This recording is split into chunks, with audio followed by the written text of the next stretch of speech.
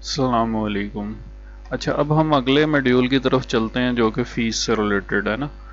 तो अहम create voucher. सबसे पहले आपने जो क्लास वाइज वोचर बनाने हैं, एक सिंगल स्टूडेंट का भी बना सकते हैं। तो हम क्लास वाइज वोचर नॉर्मली जो बनते हैं वो क्लास वाइज ही बनते हैं, तो उसको फॉलो करते हैं जी।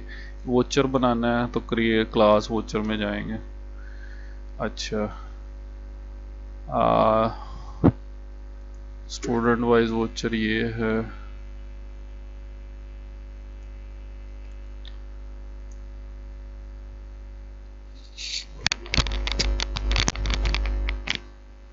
जी, सबसे पहले आप वोचर में जाएंगे वो स्टूडेंट, और उसको बाद में डिस्कस करते हैं। जी, स्टूडेंट यहाँ पे आप वोचर में गए। वोचर में जी, ये आपके सामने आ गया। यहाँ पे आपने सेक्शन और आपने बताया कि कौन सी भी क्लास है उसको आपने सेलेक्ट किया, सेक्शन को। ये पूरी क्लास आ गई। अब इस क्लास में ये स्टूडेंट्स की फीसेस हैं, ये वो फीसेस हैं at the time of admission आपने जो यहाँ पे फिल की होंगी।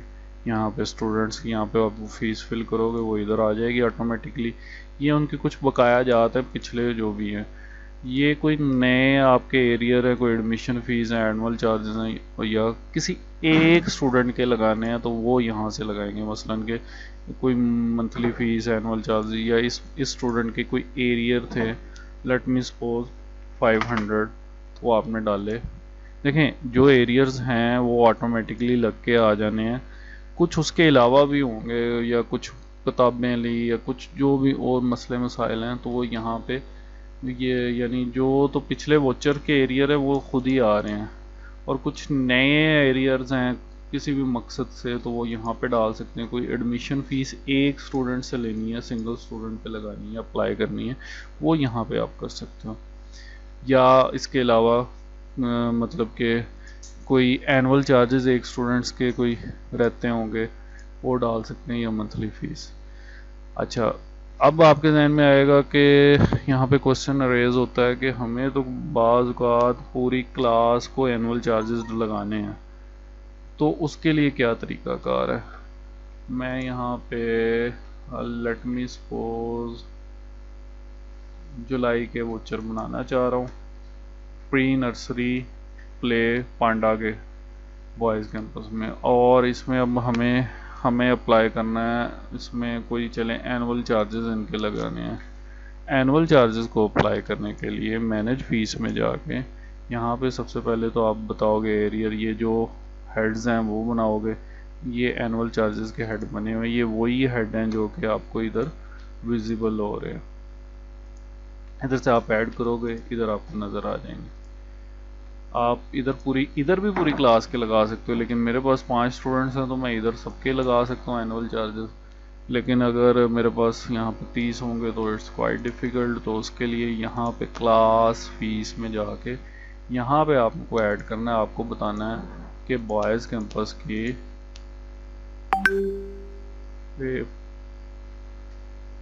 प्री प्ले पांडा पे लगाना था, प्री प्ले पांडा, प्री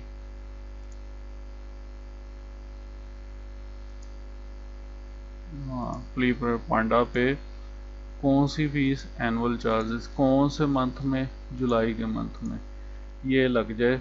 कितनी लग जाए, लेट्स सपोज 300, 3000 लगा रहा हूँ। 3000 रुपया जी इनके एनुअल चार्जेस जुलाई के मंथ में इस क्लास के लग गए हैं। अब जब जैसे ही मैं इस पे आऊँगा तो ये आप देख रहे हैं यहाँ पे ऑटोमेटिकली आ गए। मैंने इसको लोड किया तो ये जुलाई के मंथ में। और जब मैं इसको अब अप्लाई करूँगा, अगर मैं जुलाई का महीना यहाँ से, ये अप्लाई यहाँ से होना है, अभी ये वोचर क्रिएट नहीं हुए हैं, जहन में रखिएगा। तो इसको क्रिएट करने के लिए यहाँ से आपने अब ये कौन से महीने का वोचर बनाना है, जुलाई का। अगर मैं जुलाई के अलावा किसी और महीने का बनाऊँगा तो फिर ये एनुअल चार्जेस, क्योंकि यहाँ पे हमने महीना जुलाई का किया है तो ये जुलाई में ही अप्लाई होने हैं। अगर मैं जून के बनाऊंगा तो जून में नहीं होंगे, या अगर मैं अगस्त के बनाऊंगा तो अगस्त में नहीं होंगे। तो यहाँ पे जुलाई में कितने माह के वोचर बनाने हैं। बाज़ का तो आप 2 माह का इकट्ठा वोचर बनाते हो तो 2 लिख दें, 3 माह का इकट्ठा बनाते हो तो 3 लिख दें। फिलहाल मैं 1 माह का ही बनाता हूँ। क्या कौन सी डेट को, इशू डेट कौन सी है और ड्यू डेट इसकी कौन सी है, तो ये आपने खुद डिसाइड करना है। यहाँ पे बाय डिफ़ॉल्ट वो हर महीने की 7 तारीख जो है ना, करंट मंथ की 7 तारीख शो कर रहा होता है। नॉर्मली यही कलेक्शंस हैं, तो आप इसको 20 कर दें फिलहाल। फ़ाइन कितने परसेंट होगा अगर लेट फीस फ़ाइन जो है ना 5%, 10% आप करना चाह रहे हो, वो बिल में शो हो जाएगा। 0 कर दोगे तो नहीं शो होगा। It's all depend on you and upon. ये पूरे बन गए वोचर्स। अब ये वोचर्स यहाँ से क्रिएट हो गए। आप इसी तरह सारे क्लासों के वोचर्स क्रिएट कर लें। As soon as you have to create the vouchers, then अगली बात आ जाती है उसको प्रिंट करना। यही मैंने इसके किए हैं जुलाई के। मैं इस पर क्लिक करूँगा,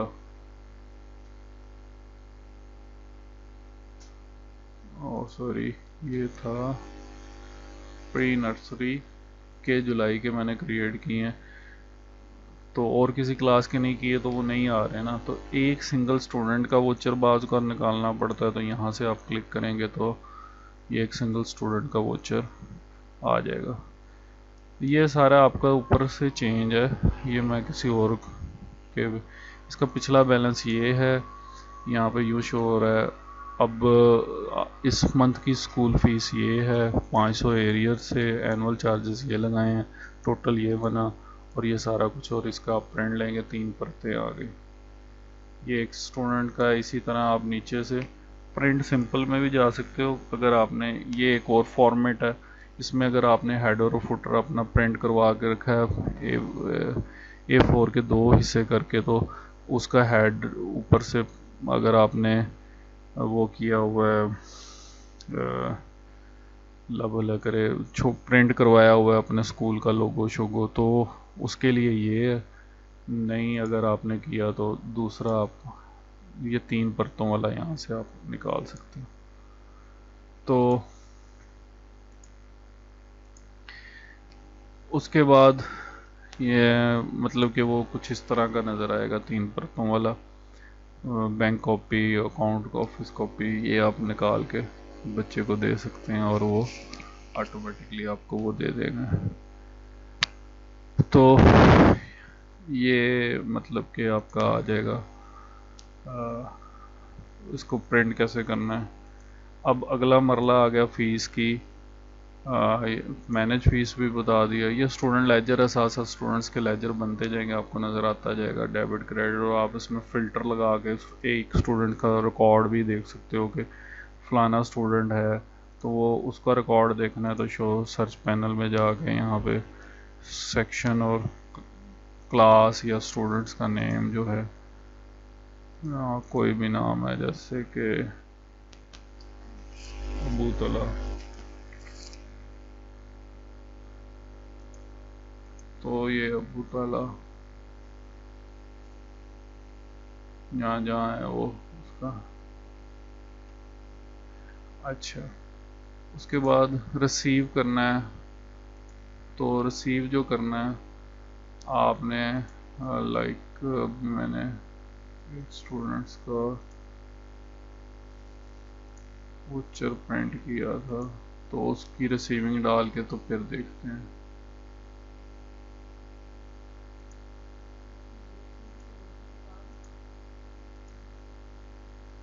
ये है। अब इसका जो है ना जी, वोचर नंबर 995 है और 517, तो आप इसको 517 करोगे, ये आ गया आपका।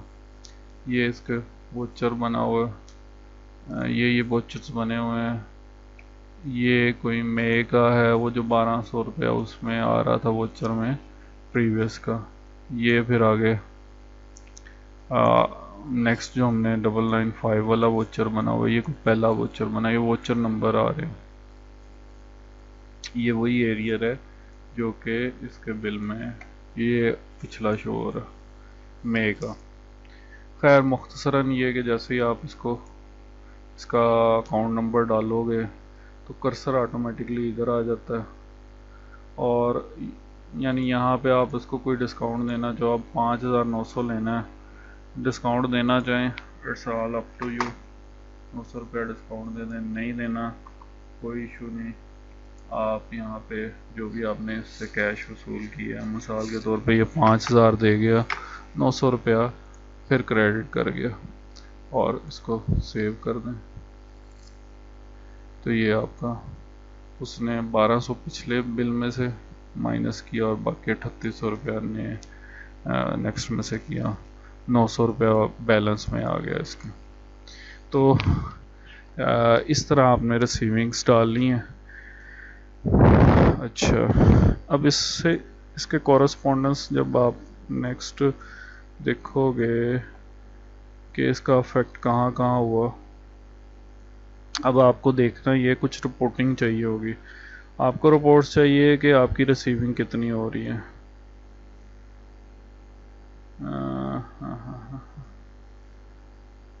अच्छा, वो भी अभी साथ ही इसकी जो इफेक्ट हो रहा है ना वो भी साथ ही डिस्कस कर लेते हैं। नंबर 1 आपका स्टूडेंट बैलेंस, ये अभी मैंने रिसीव किया, अगर आप देखें 900 रुपया बैलेंस में, जिसका बैलेंस कुछ भी नहीं होगा वो यहाँ पे शो ही नहीं होगा। ये वो रिपोर्ट है जो कि आपको बैलेंसेस शो कर रही है। जैसे इसने ये बनाया, ये रिसीविंग हुई, ये इसका बैलेंस है, ये साथ साथ बता रहा है कितना का वोचर बना था और क्या क्या उसका बैलेंस है अब। ठीक है, इसी तरह जो है